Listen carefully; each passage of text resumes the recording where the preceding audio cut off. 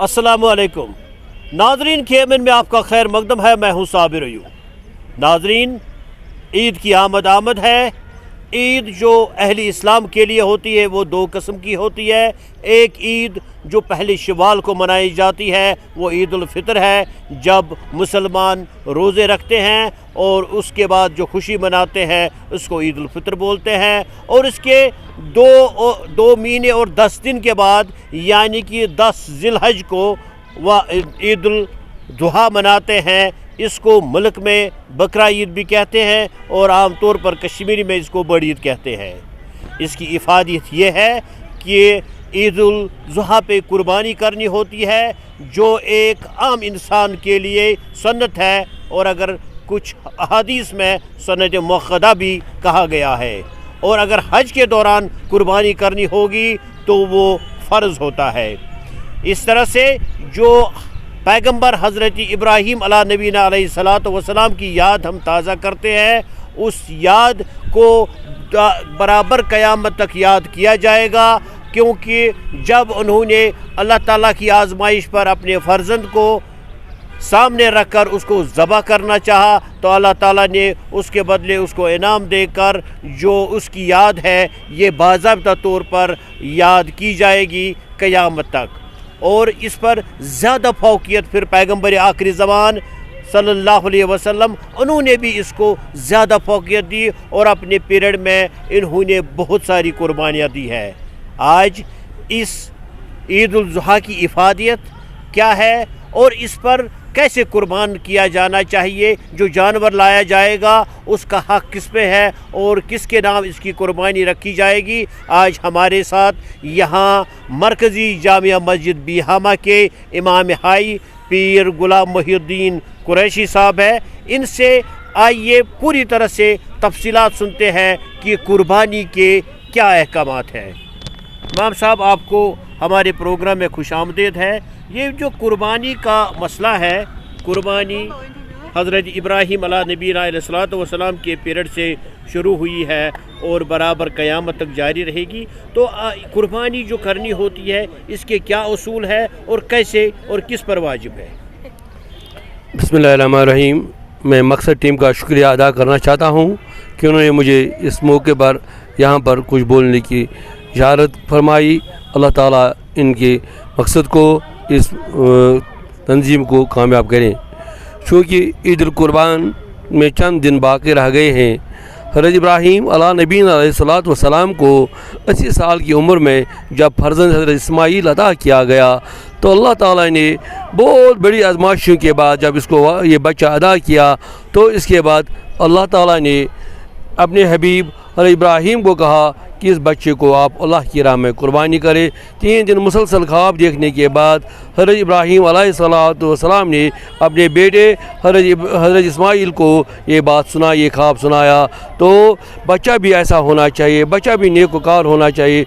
बच्चा ने बिला किसी जग के, बिला किसी चूँ चरा के हज़रत इब्राहीम अला नबीना अलैहिस्सलातु वस्सलाम के ख्वाब को शर्मिंदा ताबीर करने के लिए अपनी जान की कुर्बानी देने के लिए वो तैयार हुआ। चनांचे एक मुद्दत के बाद एक वक्त पर हज़रत इब्राहीम अला नबीना अलैहिस्सलातु वस्सलाम ने जब उसको ज़बह खाने की तरफ लिया तो हज़रत अल्लाह जल्ल शान ने छुरी को भी कहा था कि आप तेज़ ना हो जा।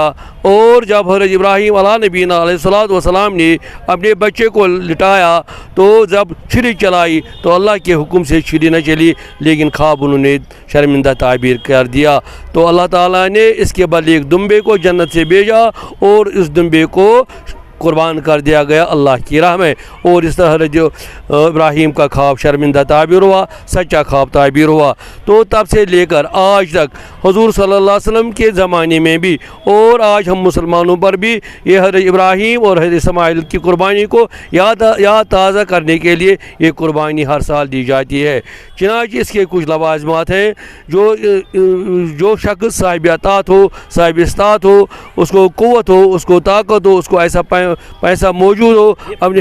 इमाम साहब, ये जो क़ुव्वत की बात हम करते हैं तो साहिब निसाब की बात करते हैं, तो कितना ये सरमाया होना चाहिए एक आदमी के पास ताकि वो कुर्बानी कर सके? एक आदमी को اس نے سب کچھ قرضہ ادا کیا ہو، اس کے نام کوئی قرضہ باقی نہ ہو، اور ان 3 دنوں کے اندر اگر اس کے اکاؤنٹ میں، اگر اس کے پاس یا گھر میں یا اکاؤنٹ میں 45,000 روپے موجود ہیں تو اس پر قربانی واجب ہے، اور ہر مسلمان پر یہ قربانی واجب ہے۔ اور اگر کوئی غریب ہے تو وہ چاہتا ہے کہ میں قربانی کروں، لیکن اللہ تعالیٰ کا حکم نہیں ہے، لیکن اس پر حجت بنتی ہے کہ وہ قربانی کرے اور قربانی سے پھر منہ نہ موڑے، اور اللہ تعالیٰ کے حکم کی جو اطاعت کرنی ہوتی ہے، رسول اللہ صلی اللہ علیہ وسلم کی اطاعت کرنی ہوتی ہے، قربانی ادا کرنی ہوتی ہے، اس کا حق ادا کرنا چاہیے۔ اور اللہ تعالیٰ قرآن میں فرماتے ہیں، اے مومنو، مجھے اس کے گوشت کی اور اس کے خون کی ضرورت نہیں، بلکہ مجھے تمہارے دل کی نیت یعنی تقویٰ کی ضرورت ہے، تاکہ تم کو تقویٰ حاصل ہو۔ یہ فلسفہ ہے کہ ہم کو اسے تقویٰ حاصل ہو جائے، ہم پرہیزگار بن جائے، ہم توبہ گزار بن جائے، ہم تائب بن جائے، اور اللہ کے حضور ہم خوش رہیں، اللہ راضی ہو جائے گا، اللہ قبول فرماتا ہے یہ قربانی۔ پھر امام صاحب، یہ جو گوشت ہے قربانی کے بعد جو گوشت کی تقسیم کاری ہے، اس کو کس طریقے سے ہم بالکل تقسیم کریں، اس کے لیے کیا حکم ہے؟ قرآن فرماتا ہے کہ اس میں سے ایک حصہ اپنے لیے رکھا جائے، اور دوسرے حصے کو ضرورت مندوں، جو غریب ہوں، محتاج ہوں، جو ہاتھ پھیلائے آپ کے سامنے، جو لگتے ہیں آپ ہمارے سامنے ہاتھ پھیلاتے ہیں، ان کو دیا جائے۔ اور وہ دوسرے قسم کے غریب ہوتے ہیں جو غریب ہونے کے باوجود اپنی غیرت کو چھپائے، اپنی غیرت کے بل پر وہ کسی کے سامنے ہاتھ نہیں پھیلاتے ہیں، ان کے درمیان خرچ کرنا چاہیے۔ اور رواج بھی یہ ہے کہ ان غریبوں کا خیال رکھا جائے، حضور صلی اللہ علیہ وسلم ان غریبوں کا خیال رکھتے تھے، اور اپنے رشتہ داروں کو بھی، اپنے پڑوسیوں کو بھی جو غریب ہوں ان کے لیے اس قربانی کے گوشت سے کچھ حصہ ان کو بھی ادا کیا جائے۔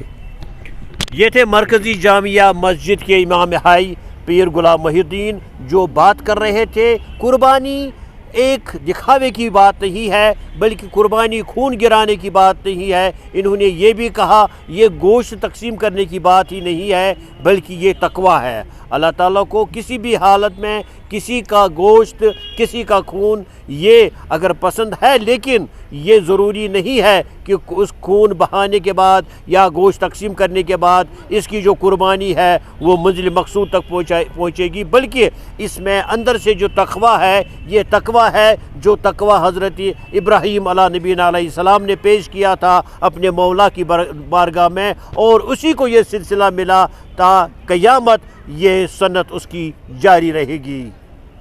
لیتے ہیں یہاں سے اجازت، میر شوکت کے ساتھ، KMN کے لیے میں صابر ایوب۔